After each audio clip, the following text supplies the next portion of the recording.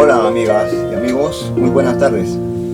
Les saluda Jimmy Pérez, director de Asesores y Consultores Pérez Santa Cruz, Sociedad Civil.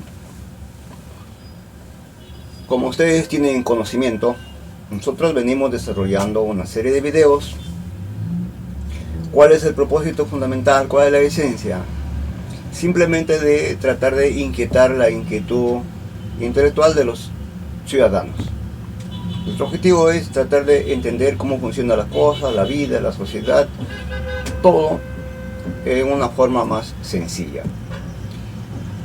El tema que en esta oportunidad voy a tratar de disertar, tratar de exponer es la filosofía del Imperio Romano. Es un tema bastante amplio, complejo, y voy a tratar de dar una explicación al respecto. Doctor, por favor, explíquenos el pensamiento filosófico en el Imperio Romano. Bien, como venía diciendo, el Imperio Romano fue bastante extenso. Son los inicios para que se creen las bases, los principios y toda la estructura de la sociedad en la cual vivimos en este momento. Voy a empezar con un pensamiento de Sócrates. Él nos dice que los injustos y los malvados no son más que ignorantes. Con respecto al Imperio Romano, pues han existido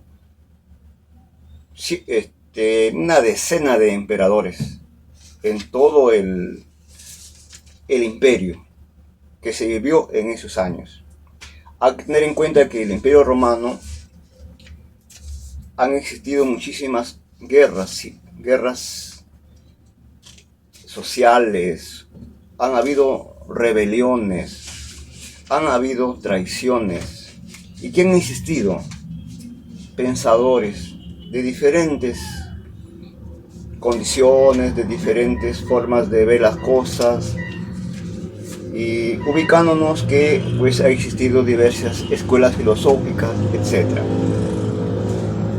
Para empezar, voy a hacer alusión a Marco Aurelio, 121 a 180 a.C. Su pensamiento de Marco Aurelio, ¿cuál es? Él se dedicó de lleno al gobierno de su país. Se opuso a los castigos públicos y las competencias de los gladiadores. Disminuyó los impuestos que deberían pagar los pobres. Declaró que Dios es social y que las personas son parte del universo de Dios. Dictó el mandato social: amad a la humanidad.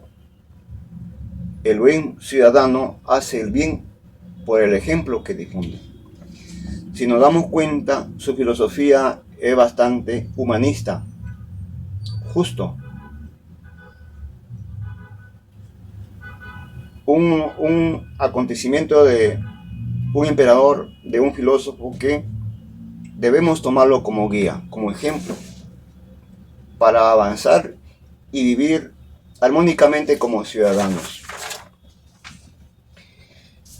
En el Imperio Romano han existido múltiples escuelas filosóficas. Podemos enumerarlo, por ejemplo, los sofistas, los estoicos, los epícuros, los cínicos, los ascéticos, los platonistas, los neoplatonistas, los aristotélicos, etc. Son innumerables. En esta oportunidad voy a hacer mención a los sofistas. Los sofistas, ¿cuál era su filosofía?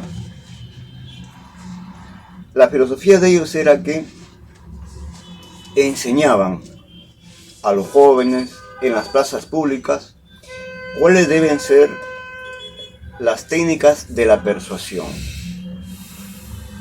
cómo debemos aplicar muy bien la oratoria, Ellos argumentaban a favor o en contra de cualquier proposición. Las apelaciones deben hacerse a la razón y a la emoción. Debemos cultivar siempre las habilidades oratorias. Los padres podían contratar a los servicios de un filósofo. Aristóteles fue contratado por el rey Felipe de Macedonia como tutor de Alejandro II, después de Cristo. La escuela de los sofistas, dentro de ellos estaba Sócrates, inventaron la técnica de la dialéctica. A través de la pregunta y la respuesta, a través de las apelaciones, a través del reto o la contradicción que debe haber entre oradores y escuchas, que se saque una esencia. Esa era la esencia de los sofistas. Los sofistas son filósofos que nos enseñaron a ampliar el mundo del saber, del conocimiento, dedicados exclusivamente a tratar de buscar la verdad. Es una escuela que todo ciudadano, estudiante, profesional debe de profundizar más en qué consiste esta escuela. Porque la mayéutica, si vemos de un ángulo más técnico, objetivo, se aplica en la actualidad. Por ejemplo, el método científico, el método cuantitativo, el método cualitativo, el método experimental, etc. Tiene mucho que ver con ese tipo de filosofía. En sí, es un tema muy interesante y debemos ampliar la escuela, el pensamiento filosófico de los sofistas. Otra escuela que también es importantísimo conocerlo es sobre los estoicos. Los estoicos, ¿quiénes eran sus representantes? Tenemos a don Musonio Rufo, Séneca, Diógenes Laercio, Marco Aurelio, Epicteto, entre otros, por supuesto. ¿Cuál es la filosofía de los estoicos? Su fundador de los estoicos fue don Zenón de Sirio. En las escuelas siempre han habido envidias, siempre han habido traiciones, como en la actualidad existe. Por ejemplo, uno de los más antiguos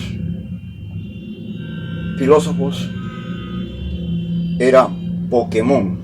¿Qué nos dice Pokémon? Él se quejó que Zenón, el fundador de la escuela estoica, acudía a las clases de la academia para robar su doctrina y hacer la suya, aplicarla. Ahora bien, los estoicos estaban a medio camino entre los cirenaicos y los cínicos. Cirenaicos era otra escuela, al igual que los cínicos. ¿Quiénes eran los cirenaicos? El objetivo final de los cirenaicos era que la experiencia debe ser concretizada en el placer. Cualquier oportunidad era buena para experimentarlo. Hablaban los cirenaicos. La fundó Euclides. Ahora, ¿quiénes eran esta escuela de los cínicos? Los cínicos, su representante fue Antístenes. Ellos optaron por una vida ascética. Si deseas una buena vida, debes aprender a no desear nada. Hablaba la escuela de los cínicos. Ahora, ¿qué otras cosas se podía aprender de los cínicos, de los estoicos? Ellos diseñan técnicas para poder afrontar los insultos de los demás y evitar que nos irriten. ¿Cuáles eran esas inquietudes? ¿Qué es lo que deberíamos nosotros evitar para no crear conflicto dentro de nuestro sentimiento, de nuestro ser? Es tratar de controlar la ansiedad, la aflicción y el miedo. Ellos pensaban que es muy importante mantener una serenidad. Es algo valioso en el ser humano, mantenerse serenos.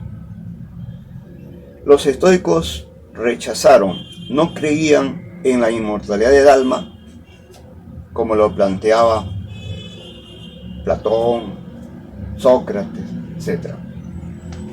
Para los estoicos, la virtud era lo que consideraban lo más importante. Nos dicen que todas las cosas han ocurrido antes y ocurrirán de nuevo, no una vez, sino incontables veces. Como vemos, los estoicos han sido bastante realistas, materialistas, no tan ilusionistas, no tan idealistas. Esa es la escuela estoica. La escuela estoica, esas ideas lo retomaron los emperadores, los líderes que gobernaron el Imperio Romano. Ese era el pensar, ese era el sentir, esa era la visión, ese era el mundo. Porque estamos tratando de empezar un nuevo rumbo al tratamiento, a la estructura de las cosas. A diferencia como en la actualidad, obviamente que existen pues otros hechos, otros actos. ¿Por qué? Porque el ser humano evoluciona, se transforma, cambia. Como decía anteriormente Heráclito, ¿no? Todo fluye, todo cambia, está en constante transformación, etc. También encontramos en la escuela cínica a su fundador, Antístenes, 444-365 a.C. ¿Cuál es el pensamiento de Antístenes? ¿Qué nos dice? Es mejor caer en manos de los cuervos que de los aduladores, porque los cuervos te devoran cuando estás muerto, mientras que los aduladores mientras vives. Hay que prestar atención a vuestros enemigos, pues son los primeros en describir nuestros errores. En una estrategia de guerra, al enemigo hay que conocer sus debilidades para poder atacarlo, para poder confrontarlo. Por tanto, estos hechos no han cambiado, se mantienen. ¿Por qué? Es la estructura aparentemente propia del ser humano.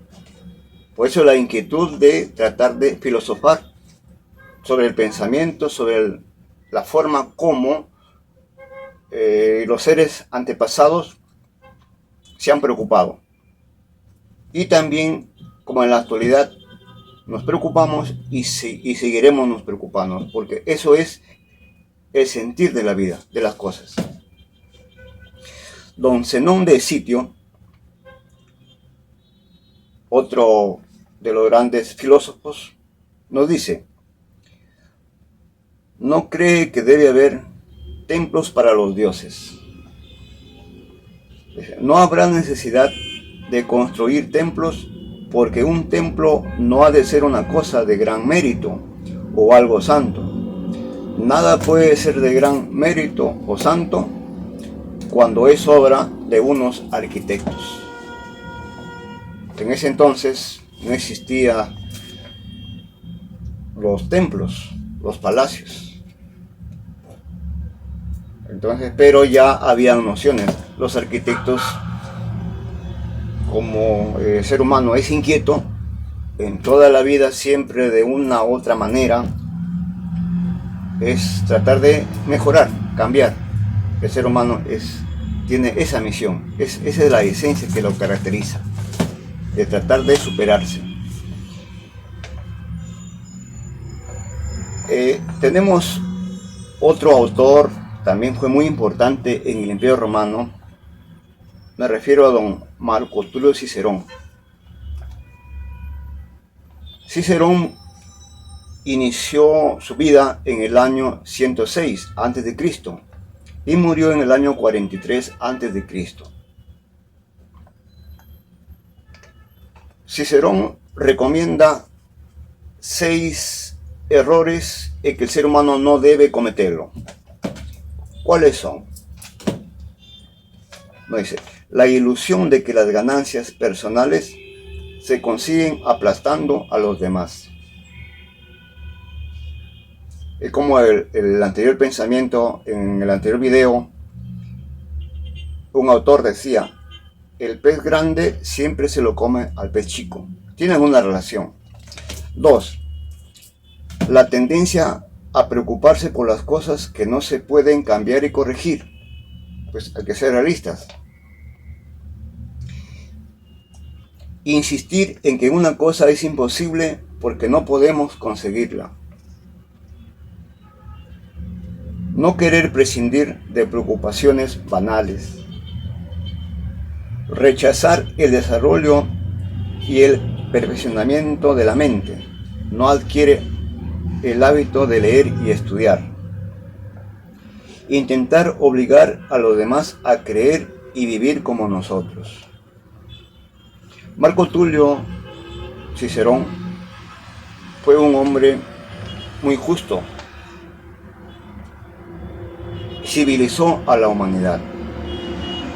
Contribuyó en demasía, diría, para que las leyes, los decretos, todas las manuales de normas jurídicas que existen en la actualidad, a fin de poder guiarnos y poder vivir en forma más ordenada, evitando el caos. Cicerón dio su vida por los principios cívicos. La práctica de la justicia sentaron las bases de una nación poderosa. Los hombres son por naturaleza gregarios y buscan asociarse. Sobre los libros, Cicerón nos dice que los libros son más que libros. Son la vida, el corazón y el núcleo de épocas pasadas. La razón por la que los hombres trabajaron y murieron, la esencia de sus vidas. Los libros es una fuente, una guía que nos ayuda muchísimo a vislumbrar la vida de una manera mucho mejor.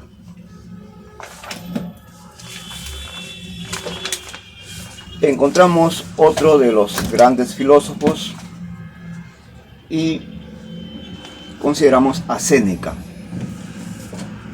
¿Quién fue Séneca? ¿Cuál es el pensamiento de Séneca? Nos dice lo siguiente: convierte la benevolencia en la más social de todas las virtudes y la ingratitud en el bien más banal. El que concede el bien no debe dedicarlo a otros. Por ejemplo, cuando usted hace un bien a otra persona, no espere el bien inmediato de esa persona, porque se ve como una persona interesada. Es una ley de la naturaleza. El bien que usted hace es correspondido con una tercera persona que usted ni siquiera se le ocurre por la mente. Son leyes de la naturaleza. Séneca nos dice, el mejor indicio de la sabiduría es la concordancia entre las palabras y las obras.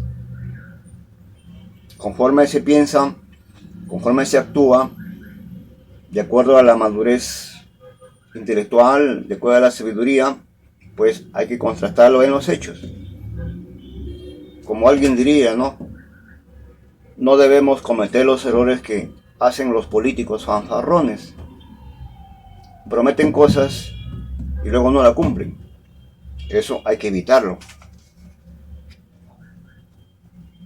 Más de una vez los crímenes se han vuelto contra quienes lo propusieron. Cuando usted desea un mal a alguien, cuidado, el bien se puede revertir hacia usted mismo. Hay que tener cuidado en las cosas, en los actos, hasta en los pensamientos, los sentimientos, las intenciones que cada uno tiene. Séneca nos dice, el vivir siempre en felicidad y el pasar la vida sin algún remordimiento de ánimo es ignorar una parte de la naturaleza. Pues hay que inquietarse por saber, hay que preocuparse, hay que indagar más sobre nuestro origen, nuestra vida, cómo se desarrollan las cosas. Una persona inteligente se repone pronto de un fracaso. Un mediocre jamás se recupera de un éxito. Yo quiero ponerte en amistad con los dioses que son buenos con los buenos, porque la naturaleza no consiente que los bienes dañen a los buenos. Como vemos, filosofías que nos ayudan a encontrar un sentido más cabal a nuestra vida. Otro de los filósofos que existió en el Imperio Romano, me estoy refiriendo a Epicteto. Epicteto nos dice que decirle a alguien que no te importa lo que piensa es el primer insulto que podemos infligirle. Lo podríamos decir la política del hielo, la indiferencia. Cuidado, esos hechos no son útiles a la vida, a la sociedad. Mata, hiere, ofende la sensibilidad del ser humano. Los revanchismos, el resentimiento, el odio, la venganza, no es buena consejera. Nuestra civilización está plagada de estos sentimientos. Hay que evitarlo. Hay que tratar la vida de otra manera, de otra forma. Epicteto nos dice, la divinidad puso esta ley. Si quieres algo bueno, tómalo por ti mismo. De ti depende la vida. De lo que se te ocurra, de lo que te atrevas, de lo que te arriesgas, es eso lo que obtienes, lo que consigues. Depende de ti. Es tu vida. La oportunidad de poder fracasar o triunfar. No hay dos cosas, no hay término medio. Por eso es importante que la motivación, la filosofía del saber, ayuda a tratar de discernir nuevos hechos, nuevas ideas y aplicarla a la vida, a la sociedad. Finalidad, contribuir a su bienestar como ser humano. Epicteto nos dice, di a ti mismo quién quieres ser y de acuerdo con eso, haz lo que haces. Y es que en casi todas las demás cosas vemos que sucede así. Los atletas deciden primero quiénes quieren ser y luego de acuerdo con eso obran en consecuencia. Una gran parte de nuestra seguridad radica en no cometer injusticia alguna. Los prepotentes llevan una vida turbia y desordenada. Por tanto, la prepotencia, la arrogancia, la soberbia, creerse superiores a los demás, no es buena consejera. La humildad, la sencillez, pisar tierra, ser tal como eres, original, es la mejor guía para poder contribuir y hacer un mejor desarrollo a nuestra vida. Epicteto nos dice, por ejemplo, que los hombres se perturban no por las cosas que les suceden, sino por sus opiniones sobre las cosas que suceden. Para Epicteto no debemos inventar cuentos. ¿Cómo es esto? En compañía, guárdate de hablar mucho acerca de tus propios actos o los propios por los que has pasado. Pues aunque a ti te complazca hacer mención de ello, no complacerá a los otros escucharte.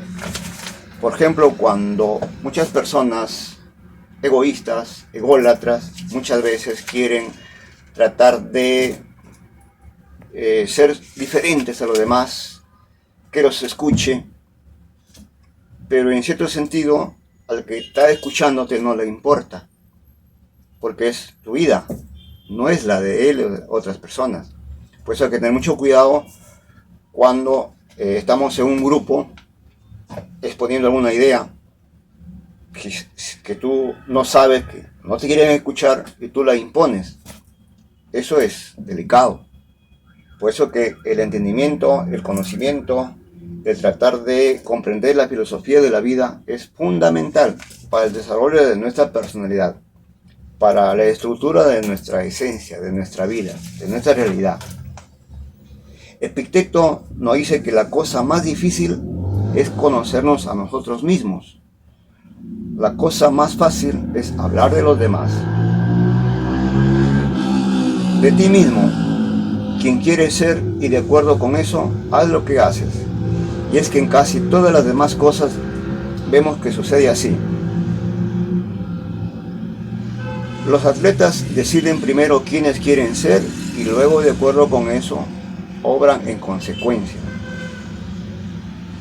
Para Epicteto, Dios duerme entre los minerales, se despierta en las plantas, camina en los animales y piensa a través de ti. Para Epicteto, Dios eres tú, uno mismo. Es la conciencia, es el cosmos, es el mundo, es la vida. No hay que tenerle miedo de la pobreza ni del destierro, ni de la cárcel ni de la muerte. De lo que hay que tenerle miedo es del propio miedo. Como se dan cuenta, los pensamientos, la filosofía, siempre nos ayuda, siempre nos orienta y siempre nos recuerda algunas cosas equivocadas que podíamos cometer en la vida. Si somos conscientes, entonces podemos corregirla, podemos mejorarla. ¿Cómo se aprende filosofía? ¿Cómo aprendemos a tener un mejor entendimiento de las cosas? Repito, la única finalidad, la única forma es investigando por nuestra propia cuenta.